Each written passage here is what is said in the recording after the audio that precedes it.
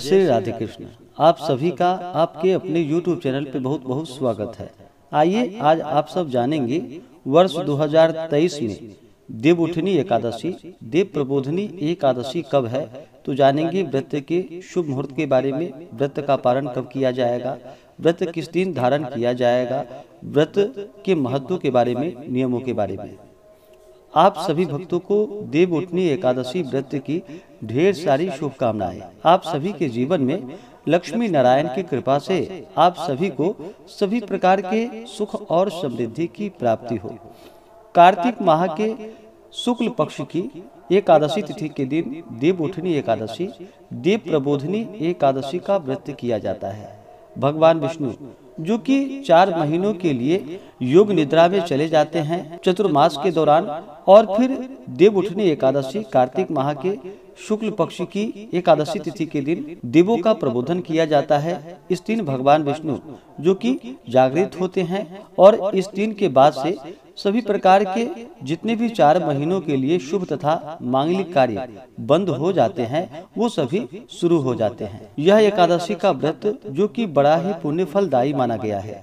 जो भी भक्त सच्ची श्रद्धा के साथ, नियम और निष्ठा के साथ देवउठनी एकादशी के दिन इस दिन भगवान विष्णु माता लक्ष्मी का पूजन करते हैं, कथा श्रवण करते हैं, व्रत में नियमों का पालन करते हैं, भगवान की आरती करते हैं, तो इस व्रत के प्रभाव से जो कि 1000 अश्वमेध यज्ञ के बराबर पुण्य फलों की प्राप्ति होती है तथा 1000 राजसु यज्ञ करने का पुण्य फल प्राप्त होता है।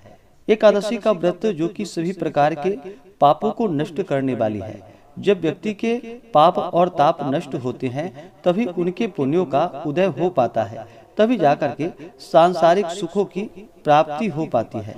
एकादशी का व्रत जो कि प्रत्येक माह के कृष्ण पक्ष और शुक्ल पक्ष की एकादशी तिथि के दिन एकादशी का व्रत किया जाता है। इसे एकादशी या 11 व्रत के नाम से जाना जाता है। एकादशी का व्रत भगवान विष्णु, भगवान श्री कृष्ण को अति प्रिय होता है। तो आइए जानते हैं देवउठनी एकादशी व्रत के शुभ मुहूर्त के बारे में। इस बार वर्ष 2023 में कार्तिक माह शुक्ल पक्ष की एकादशी तिथि प्रारंभ समय जो कि 22 नवंबर 2023 दिन बुधवार रात्रि 11:06 और एकादशी तिथि की जो समाप्ति होगी वह 23 नवंबर 2023 दिन गुरुवार को रात्रि 9:04 पे। तो हमें सूर्योदय व्यापनी के अनुसार और द्वादशी युक्त एकादशी व्रत के लिए जो समय प्राप्त हो रहा है वह समय 23 नवंबर 2023 दिन गुरुवार को प्राप्त हो रहा है।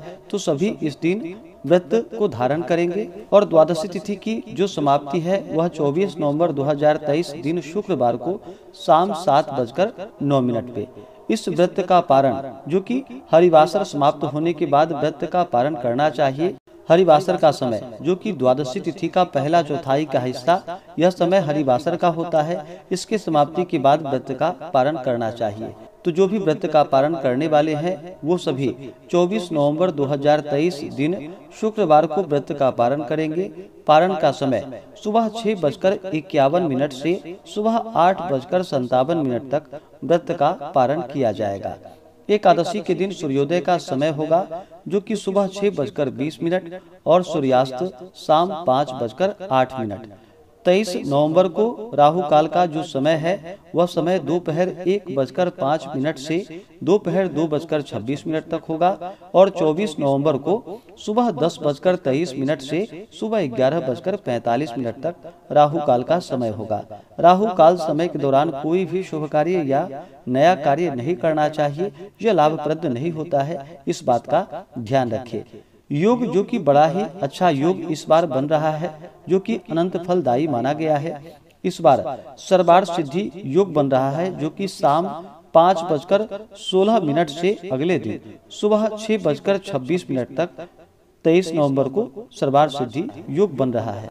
नक्षत्र जो कि उत्तर भाद्रपद नक्षत्र शाम 5:16 तक होगा। उसके बाद रेवती नक्षत्र जो भी एकादशी का व्रत करते हैं उन्हें एकादशी व्रत के लिए जो कि दशमी के दिन से ही व्रत में नियमों का पालन करना चाहिए। दशमी तिथि के दिन सूर्यास्त होने से पहले ही भोजन ग्रहण कर लेनी चाहिए। उसके बाद दांतों को अच्छे प्रकार से साफ करके रात्रि में ब्रह्मचर्य का पालन करते हुए एकादशी व्रत भगवान विष्णु का स्मरण करते हुए सोना चाहिए। और एकादशी की सुबह ब्रह्म मुहूर्त में उठ करके नित्य क्रियाओं से निवृत्त होकर के गंगा नदी में या घर के नहाने के पानी में थोड़ा सा गंगा जल मिला करके स्नान करना चाहिए। शुद्ध वस्त्र धारण करना चाहिए। व्रत का संकल्प लेना चाहिए। भगवान विष्णु से प्रार्थना करनी चाहिए कि हे भगवान विष्णु, हे माता लक्ष्मी, आज मैं देव उठनी एकादशी का, देव प्रबोधनी एकादशी का व्रत करने जा रहा हूँ या करने जा रही हूँ। इस प्रकार से भगवान से प्रार्थना करनी चाहिए। और इस दिन जो कि दिन रात्रि उपवास रहते हुए व्रत को धारण करना चाहिए। जो उपवास नहीं रह पाते हों, जिनका स्वास्थ्य सही ना हो, तो आप एक समय फलाहार ग्रहण करके व्रत को धारण कर सकते हैं। और इस दिन सुबह के समय में और शाम के समय में भगवान विष्णु माता लक्ष्मी का पूरे विधि विधान के साथ पूजन करना चाहिए। शाम के समय में भगवान का जो कि प्रबोधन करना चाहिए, उन्हें जगानी चाहिए। भगवान विष्णु जब 4 महीनों के लिए सो करके उठते हैं तो देव प्रबोधनी एकादशी के दिन से लेकर के पूर्णिमा तिथि तक जो कि भगवान विष्णु के स्वरूप भगवान शालिग्राम के साथ तुलसी माता का विवाह संपन्न करवाया जाता है। विशेष करके द्वादशी तिथि के दिन जो कि तुलसी विवाह संपन्न करवाया जाता है। वैसे एकादशी से लेकर के पूर्णिमा तिथि तक तुलसी विवाह आप कभी भी संपन्न कर सकते हैं। तो इस दिन जो कि शाम के समय में देव प्रबोधन करना चाहिए। उन्हें ढोल नगारे के साथ भजन कीर्तन आदि करते हुए भगवान विष्णु को जगानी चाहिए और इनका पूरे विधि विधान के साथ पूजन करना चाहिए। कथा श्रवण करनी चाहिए। भगवान की आरती करनी चाहिए। इस दौरान ओम नमो भगवते वासुदेवाय या श्री कृष्ण गोविंद हरे मुरारी आदि जपते रहना चाहिए और पूर्ण भक्ति भाव के साथ भगवान का पूजन करना चाहिए। व्रत के दौरान किसी के ऊपर क्रोध नहीं करनी चाहिए। अपने मन में किसी के प्रति ईर्ष्या या द्वेष का भाव नहीं लाना चाहिए। ब्रह्मचर्य का पालन करना चाहिए। अपने से बड़ों का सदा ही आदर और सम्मान करना चाहिए। एकादशी की रात्रि जहां तक हो सके जागरण करते हुए समय को व्यतीत करना चाहिए और द्वादशी की सुबह उठ करके नित्य क्रियाओं से निवृत्त होकर के गंगा नदी में या घर के नहाने के पानी में थोड़ा सा गंगा जल मिला करके स्नान करके शुद्ध वस्त्र धारण करके भगवान का पूजन और आरती संपन्न करके ब्राह्मणों को भोजन करवानी चाहिए। ब्राह्मणों को दान और दक्षिणा देनी चाहिए और फिर समय के अनुसार व्रत का पारण करना चाहिए। इस प्रकार व्रत को धारण करने से भगवान विष्णु अपने भक्तों पर अति प्रसन्न होते हैं। अपने भक्तों के सभी प्रकार के पापों को नष्ट कर देते हैं तथा सुख और समृद्धि का आशीर्वाद प्रदान करते हैं। तो आज के लिए इतना ही। आप आगे की वीडियो में जानेंगे संपूर्ण पूजन विधि के बारे में। तो आशा करता हूँ कि यह जानकारी आपको अच्छा लगा हो। ऐसे ही ज्ञानवर्धक जानकारियाँ प्राप्ति के लिए व्रत पूजा महत्व आदि के बारे में जानकारियाँ प्राप्त करना चाहते हो तो हमारे चैनल पे बने रहें। चैनल पे अगर आप नए हैं तो चैनल को लाल बटन दबा करके सब्सक्राइब करें। साथ में बेल आइकन घंटी को दबाएं ताकि वीडियो का नोटिफिकेशन आपको समय से मिलता रहे।